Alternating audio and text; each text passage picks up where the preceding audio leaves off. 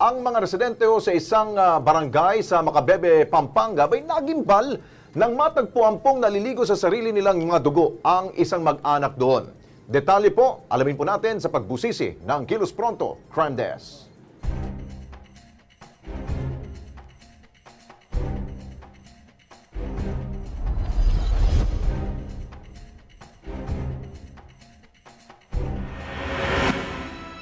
Tad-tad ng taga, halos maputol ang mga bahagi ng katawan at naliligo sa kanilang dugo ang mag-anak nito nang matagpuan sa isang bahay sa Macabebe, Pampanga. Ang kanilang kaanak na si Maria Rosario Perez, hindi makapaniwalang mangyayari ito sa pamilya ng kanyang nakababatang kapatid. Hindi ko nakakatanggap na mawala sa aking kapatid ko tsaka pamangkin ko eh. Ayaw mawala sa akin na yun eh.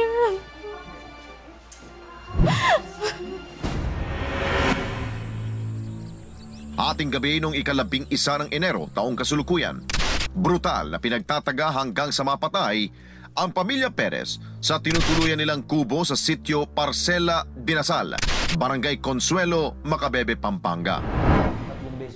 Ayon sa hepe ng Macabebe PNP na si Police Chief Inspector Efren David, ang mag-anak, mga residente ng Purok 1 Barangay San Pascual, Hagonoy, Bulacan. Sila kasulukuyang caretaker ng isang pribadong palaisdaan sa Barangay Consuelo, kaya sila nagawi sa Pampanga. Yung mga involved na hindi taga rito taga Hagonoy, Bulacan sila. Nagkataon lang na caretaker sila ng mga pispan dito sa area ng Macabebe, Pampanga. Idineklarang dead on the spot ang mag-inang Sara May Perez, 23 anyos, at James Saho Perez, 2 taong gulang. Pareho nagtamo na mga malulubhang taga sa iba't ibang parte ng katawan at laslas sa leeg. Samantalang, critical naman ngayon sa pagamutan ang 27 anyos na haligi ng tahanan na si Romeo Perez. Then nung pag-respondi namin, yun nga, natagpo na nakita na namin yung bangkay nung babae na si Sara at saka si Sadjo na yung puno ng taga sa iba't ibang parte ng katawan. Yung ama, may tama siya sa mukha, yung dalawang kamay niya halos maputol na yung isa, then may mga taga rin siya sa iba't ibang parte ng katawan. Yung bata, may taga sa paa at saka sa liig.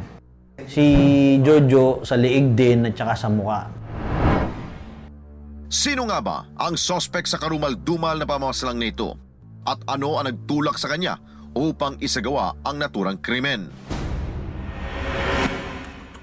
Sa sinumpaang salaysay ni Ricardo Tubig, 26 anyos at pinsan ni Sara May, isang pamilyar na lalaki ang nakita niyang palabas sa crime scene. Bit-bit ang dugo ang itak. Hinintay na rin po namin siyang umalis. Nung nakaalis na po siya, tinignan po namin yung sa taas. Nakatanaw namin duguan. Humingi po ako ng tulong. Nakita na lang po namin na ganun. Duguan po sila. Pati po yung mag-ina. Duguan na rin po noon. Marami pong tama. Ito lang po, hindi po talaga tao yung gumawa parang ganun eh. Po talaga tao. Ang sospek sa krimen, kinilalang si Michael Angelo Lazaro, 23 anyos. Residente ng Purok 1 Barangay San Pascual, Hagonoy, na noong gabing yun ay nasa impluensya ng alak. Ang alam nung dalawang witness natin, umuwi na yung suspect. Then may narinig siyang na maingay yung babae nga. Sa buong akala niya, away mag-asawa. Hindi niya pinansin, natulog siya ulit. Then mga ilang nakita niya itong si Michael, yung suspect natin, na nasa baba nung agdan, may dalang itak. Then naglakad papunta sa likod hanggang sumakay ng bangka, umalis na.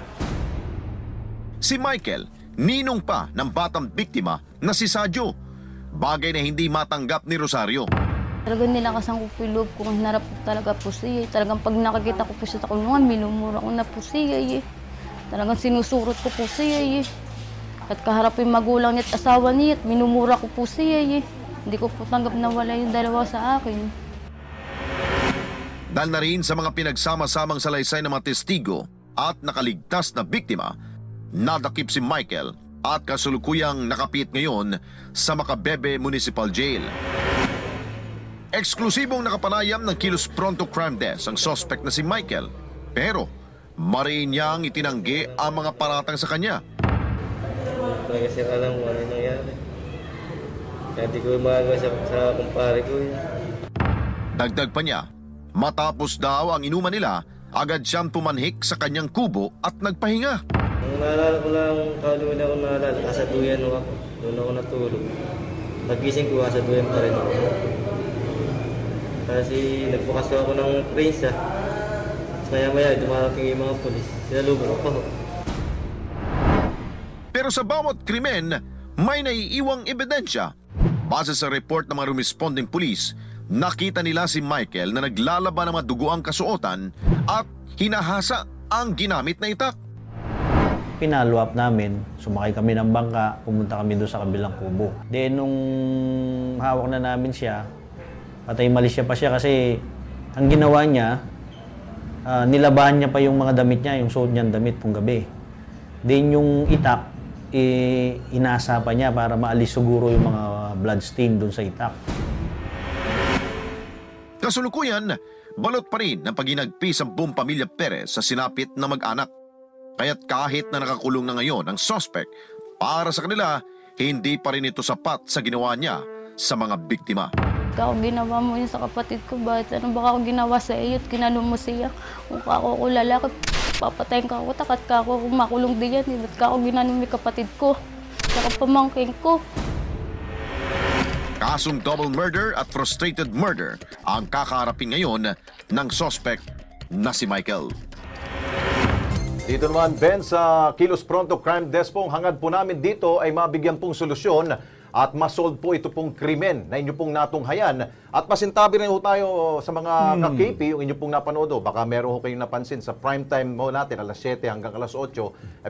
Makita ho ninyo, hindi ho namin sensationalize ito pong krimen ito. Ang gusto naman dito is parang masolve ang krimen at kung paano ho ginagampanan ng ating pong kapulisan ang kanila pong masusing investigasyon dito sa kasong ito.